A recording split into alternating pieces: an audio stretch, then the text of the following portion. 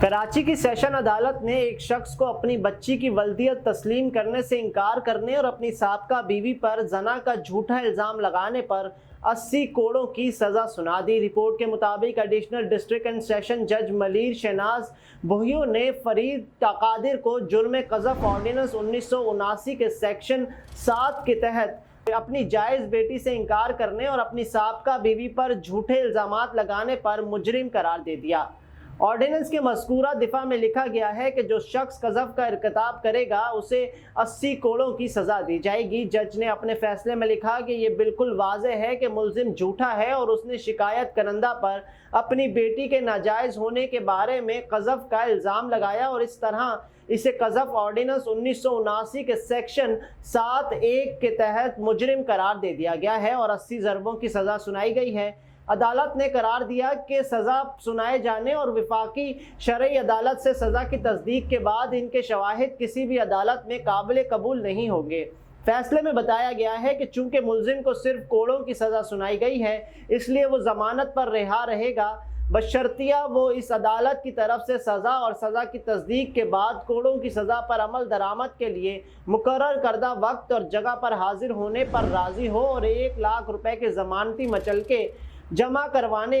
मुजरिम के साबका बीवी ने अदालत में शिकायत दर्ज कराई थी कि उनकी शादी फरवरी 2015 में हुई और वो 1 माह तक साथ रहे। दिसंबर 2015 में उन्होंने एक बच्ची को जन्म दिया, ताहम उनका साबिक शौहर उसे देखभाल फराहम करने या उसे अपने घर वापस ले जाने में नाकाम रहा।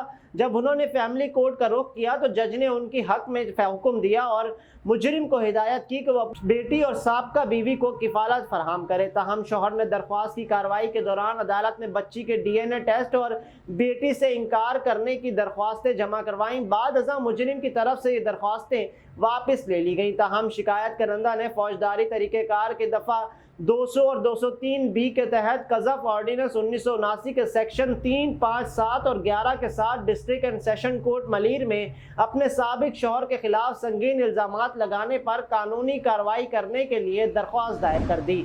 मुकदमे की समाअत के दौरान मुल्ज़िम ने अपनी साबका बीवी की जानिब से लगाए इल्ज़ामात की तरदीद करते हुए कहा कि वो शादी के बाद सिर्फ 6 घंटे तक उनके साथ रहीं और फिर घर से निकली और कभी वापस नहीं आई। ताहम अदालत ने नोट किया कि मुल्ज़िम ने ना तो हल्फ के तहत गवाही दी और ना ही अपने दावों की हिमायत के लिए कोई गवाह पेश किया। मज़ीद कहा कि वकील दिफा में भी मुल्ज़िम की जानिब से माफ़ी मांगने या गलत फहमी की बिना पर दरख्वास्त दायर करने के हवाले से कोई सबूत लाने में नाकाम रहे। अदालत ने इस बात पर भी रोशनी डाली कि मुल्ज़िम ने ज़ाब्ता फौजदारी के दिफा 342 के तहत अपनी रिकॉर्ड शुदा बयान में एतराफ़ किया कि बच्ची उनकी जायज़ औलाद है। प्रोसिक्यूटर सायरा बानो का कहना है कि उन्होंने अब बतौर वकील अपनी 14 साल की खिदमत के दौरान क़ज़फ़ ऑर्डिनेंस के सेक्शन 7 के तहत कोड़े मारने की कोई सज़ा नहीं देखी है। उन्होंने वजाहत की कि 80 कोड़ों की सज़ा पर अमल दरामद अदालत की तस्दीक से मशरूत है। उनका ख्याल था कि यह सज़ा कई दहाइयों में जिस्मानी सज़ा की पहली मिसाल हो सकती है।